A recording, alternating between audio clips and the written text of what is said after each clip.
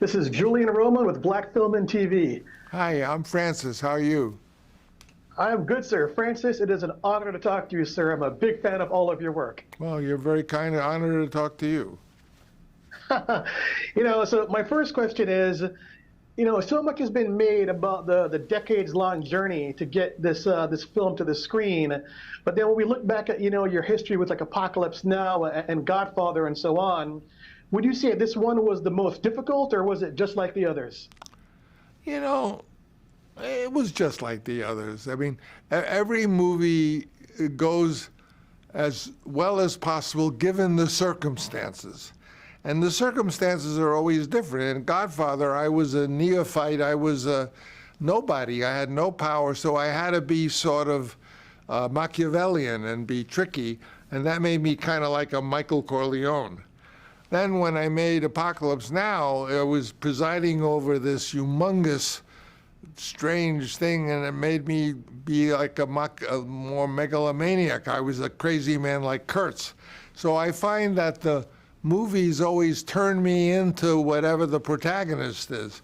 But then what was a real factor that affected Megalopolis was that after I made the movie John Grisham's The Rainmaker, if you remember that one with Matt Damon and John Voight, oddly enough, I took 10 or 12 years off, and I went into a sort of period of just being a student, and I wanted to learn more about movies and in particular how to rehearse movies, because I felt that that was the big weakness, was they don't really let you have, most movie schedules will let you have 2 weeks of rehearsal.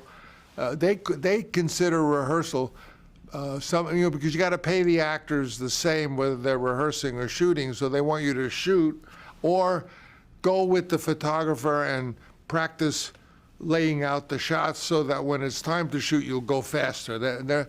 It's not about making the acting better, and which I felt, of course, is the most important thing, because, cinema is a marriage of writing and acting. Those are the two most important. If you have good acting and good writing, the photography could be terrible, the music could be terrible, everything could be terrible, the movie will be good. But if you have one of those elements bad, no matter how great everything is, it'll never be good, because you need great acting and great writing. So during this so-called 10-year, it was actually 14 years, because I wasn't making any money, but I was living on what I had, and I learned a lot. And then when I came out of this cocoon, you could call it, I decided to tackle this movie that I had previously abandoned. I abandoned it because I wanted to shoot Megalopolis, and I was shooting it right during 9/11. And I ultimately didn't know how I was going to make a movie about utopia and a happy world where we're all in it together, and we're all enjoying each other, and in the middle of what was this new phenomenon of New York getting blown up by Islamic terrorists. And I tried to write my way out of it, and I failed, and I gave it up, and I abandoned it.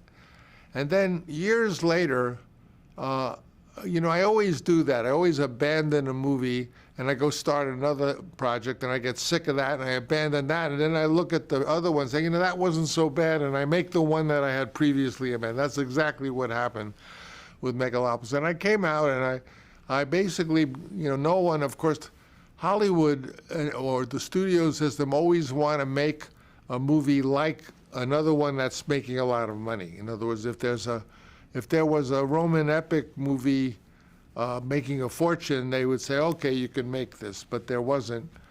And so I just borrowed the money and decided, like Apocalypse, I did the same thing with Apocalypse. Interest during Apocalypse went for a while over 21%.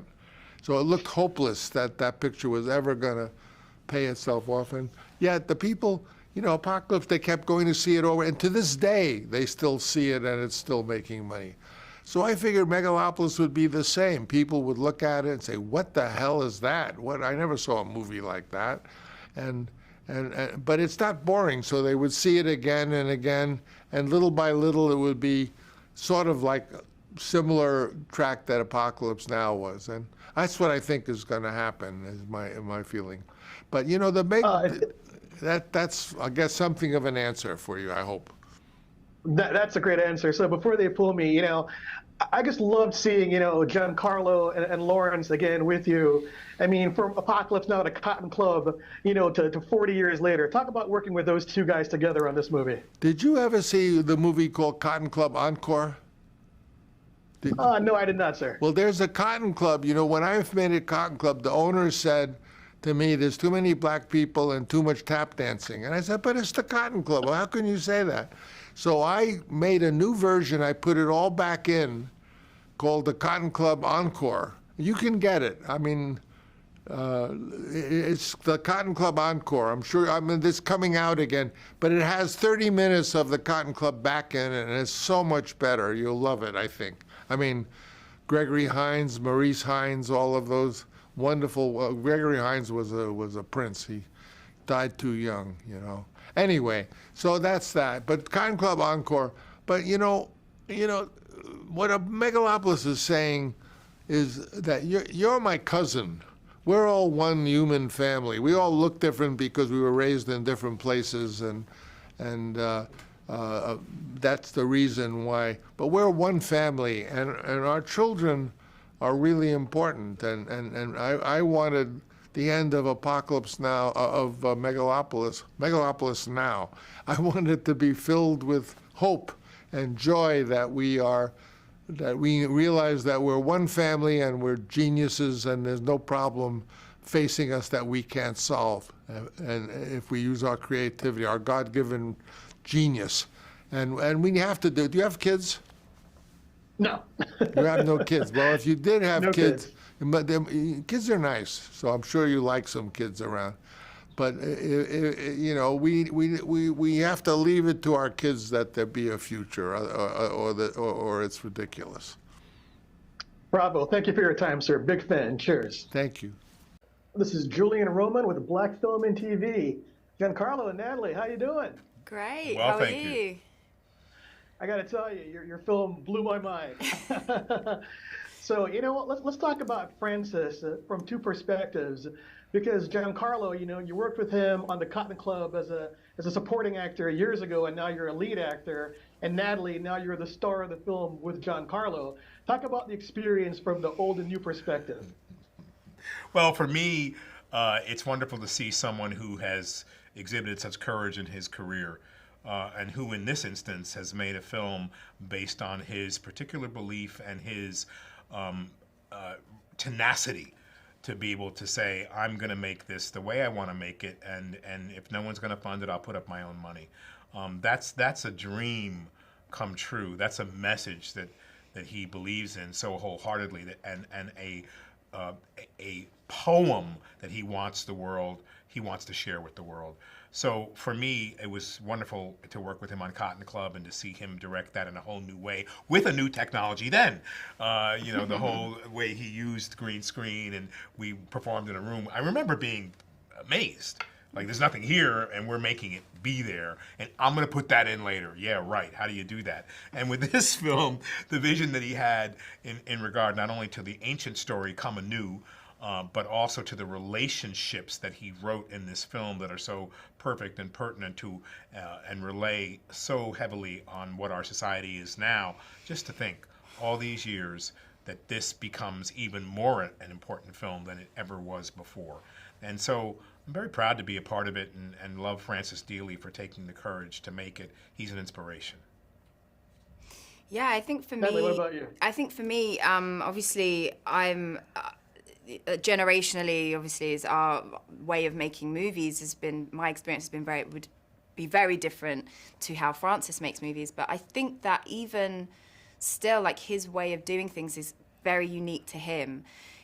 We would show up and not know what the day was gonna be. Sometimes he would have such a specific vision, and we would, do our best to help facilitate that. And then sometimes we'd come in and it would be just play and spontaneous. And so every time you came to work, you were like, oh, what's happening today? How are we gonna do this? And I think Francis has said, I didn't always know, and we discovered it all together. And I think whether you speak of it as an old way of doing things or a new doing things or a new way of doing things, it isn't really that. I think he just has a very unique way and an unconventional way of working, and I think that shows in the movie. He's very much just kind of challenged how we make movies and done something really unique and like nothing anyone has seen before. Francis was talking about how he respects the rehearsal process, That's one of these things he really wanted to work on in making his films much more in-depth and relatable to people. And so you two playing father and daughter, arguing over this man who's going to change the world. How did he help you guys get to that relationship? Was there like an extended rehearsal process for you both? Well, we rehearsed the lines and then we would talk about it. And for Nathalie and I mean, I think Francis is also a genius in the way he casts things. We've not only worked together before, not very closely, but there's a certain synchronicity that was happening between us from the beginning.